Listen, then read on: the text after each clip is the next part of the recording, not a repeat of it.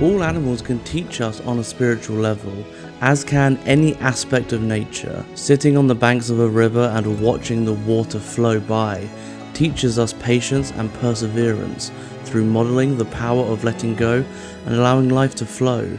Looking at a flower teaches us that nature employs and values design and color in aid of the perpetuation of other species. Dogs teach us about loyalty, affection, and how to have fun with simple things. Job of the Bible knew these things about 3 millennia ago when he reported to have said, "Ask the animals, and they will teach you, or the birds in the sky, and they will tell you, or speak to the earth, and it will teach you, or let the fish from the sea inform you." As regards animals, to derive great benefit from their company, we need to do very little other than have an attitude of openness. It is well known scientifically, for instance, that being with animals, especially pets, increases our dopamine, serotonin, and oxytocin levels. Dopamine supplies the sense of pleasure we feel when we have achieved something. Serotonin is the neurotransmitter that makes us feel focused, calm, and happy. And oxytocin, known as the love hormone, is especially present in the development of bonds with our babies. Animals also have been found to bring cardiovascular and behavioral benefits to people who perceive their pets as important and supportive aspects of their lives. While the therapeutic value of relationships between humans and their cats and dogs are well documented, information on the benefits of the therapy in the presence of horses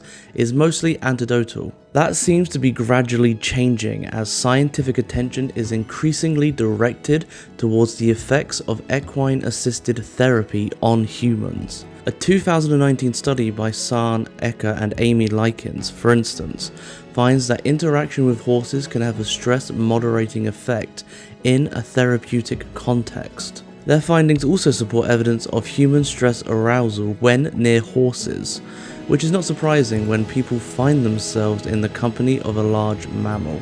An increase in stress in the EAP context can be useful. Both physical and psychological benefits derived from the presence of horses in equine-assisted context have become more available to scientific study, whereas evidence for soul-to-soul connection with animals effectively remains anecdotal. However, the same applies between people who feel they have a soul connection with each other, and that shouldn't deter people from valuing and acknowledging such human connections. Considerations of soul or spirituality as a natural continuation of psychological phenomenon, best expressed by the term psychospiritual. While psychology concerns itself with the workings of the mind, embedded within mental activity and experience is that which emerges from philosophical questions such as "Who am I?" and "What is life all about?" Who has not asked these sort of questions at different times in their lives? The terms soul and spirituality are subject to misunderstandings and multiple applications, but by using these terms we do not infer religious belief systems, and neither do we think of the soul as a separate and definable entity. The soul is not a thing, but rather a spaciousness within which we have our being. It is a formlessness within which we experience the fundamental life force in common with all living creatures. One of the difficulties of trying to define soul is that it is subject rather than object. Hence, efforts to define it as something contradict its non-conceptual nature. Traditionally, the soul is defined in binary terms, such as a division between time-bound humanity and its divine and immortal origins. Donald Cowshed, in his book Trauma and the Soul, elaborates on the meaning of soul in this manner, saying that it originates as oneness with the divine, but during the process of human development, divinity empties out into our particularity, limitation, and alienation. Cowshed writes that such alienation from our essential nature seems to be the necessary and inevitable price for becoming conscious, and yet there remains within us a part of original oneness that longs to return to that great spiritual reality from which we came and about which we have forgotten. Cowshed's understanding, while at the same time believing that spirituality and soul defy definition, and for the purposes of this video at least, are best couched in analogies such as the soul is that which is experienced beyond thought, the depth of being within us that is constant, the very foundation of our being that we are usually unaware of but can experience, an ever-present dimension without form, like the air we breathe, which we don't see and seldom consider, the knowing of our innate nature, the sense of aliveness of understanding ourselves and the world beyond concepts, the inner recognition that we are one with all beings, a place inside where personal truth resides, a longing for oneness, that which is experienced beyond thought. We should all be free to choose our own analogies. Albert Einstein, who had a profound understanding of spiritual life, encapsulated it in a series of analogies. He valued the concept of openness of one human experience, unlimited by time and space, not confined by mental concepts and not separated from other living beings. He emphasized that our task is to free ourselves from a mental prison by widening our circle of compassion to embrace all living creatures and the whole of nature in its beauty. Horses live from the soul space, which they invite us into. They know no other way of being, since the soul is where they reside. When we make soul-to-soul connections with horses, we open ourselves to ancient equine wisdom and to a deep connection with nature. When we make meaningful connections with horses, we build willing and generous partnerships and, in turn, have more to offer our human herd. The attributes of horses as fully realized, spiritually awake beings align with primary Buddhist definitions of spiritual realization as follows. Mindfulness as being engaged fully in what is happening right now. One way to express this is living in the moment, a clearly observable trait of horses. Mindfulness is a product of observation, something that all prey animals practice in abundance to ensure survival, investigation, and awareness of what is happening in one's environment. Everyone with horse experience knows that horses are sensitive to change in their environment, such as seeing a new object in a place not previously witnessed, energy, or right effort. From a horse's perspective, this means to find the perfect balance between activity and rest. Unless a horse is stressed by unnatural living conditions, they get this one right daily. Joy of being alive. We see this constantly, such as when horses are moved into a new paddock as they run around joyfully kicking and rearing while emitting loud farts. Tranquility, relaxation, and contentment. This attribute pretty much defines most of a horse's day, as he is left to his own devices. Concentration. Doing one thing at a time without distraction is demonstrated in the way horses gaze with great discernment and single-mindedness. Equanimity. Being calm and consistent without getting caught up in suffering is a key message from both the Buddha and Jesus. Suffering results from our own neurotic thinking, and horses don't experience this since they don't have the language necessary to attach mental concepts to events and things. Horses are self-aware. They are very clear about their likes and dislikes, comfort and discomfort, and are secure in the interpretation of their reality. They don't doubt themselves, and they don't suffer from lack of self-esteem. Indeed, the concept of self-esteem would be entirely foreign to them. There are quite a few emotionally messed up horses around, of course, and you might know some of them, but they are the result of thoughtlessness human intervention.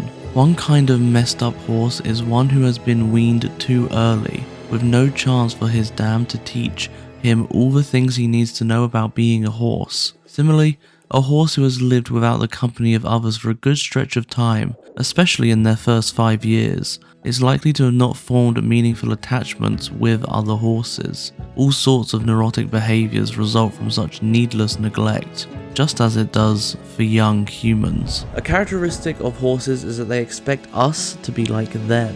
When they notice a significant difference between us and them, they let us know through their subtle reactions. This is not so weird when you consider that humans do the same. We expect other people to hold views and values that reflect our own, and we actively seek out people who are likely to agree with us. We choose to spend time with friends, partners, and family who reflect much the same values and beliefs as our own. When we meet someone significantly different, we can feel threatened, but we love it when we meet someone who echoes all that we hold dear. Horses are no different in this respect. They appreciate us when we share their concerns for the things they value. They invite us to view the world through their eyes, and they expect us to be on the same plane as them, much as humans expect, or at least wish, of each other. Known as confirmation bias, this is common to most species, since being surrounded by similar interpretations of the phenomenological world provides a mutual sense of safety.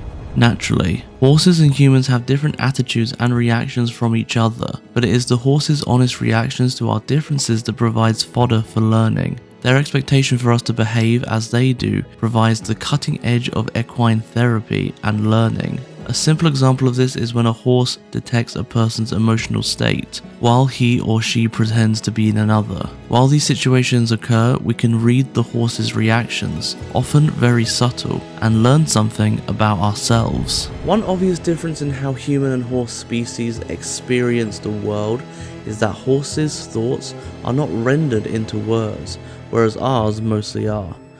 As far as we can tell, horses mentally conjure up images, but they are not so good at logical thinking or planning. However, this does not mean that they are unintelligent. Their brains are perfectly suited to their needs and physiology, but for us to understand them, it is advantageous to put ourselves in their hooves, so to speak, and find out as much as possible about their habits, personalities, and characteristics. We need to know who we are dealing with. But equally, when we are with horses, we need to know who we are through awareness of our own thoughts, attitudes, and feelings.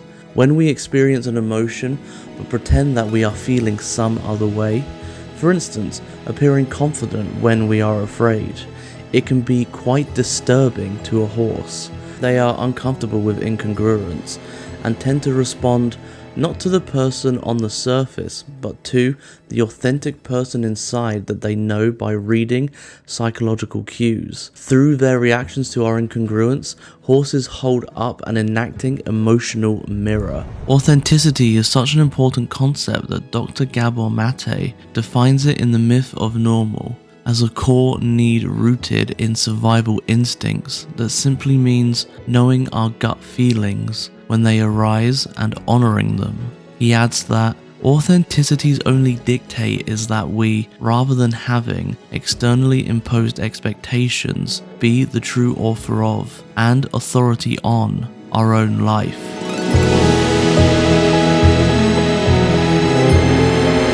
Want to learn more about the connection between spirituality and horses? Well, just so happens that I have the perfect book just for you. Soul Connection with Horses by Suzanne E.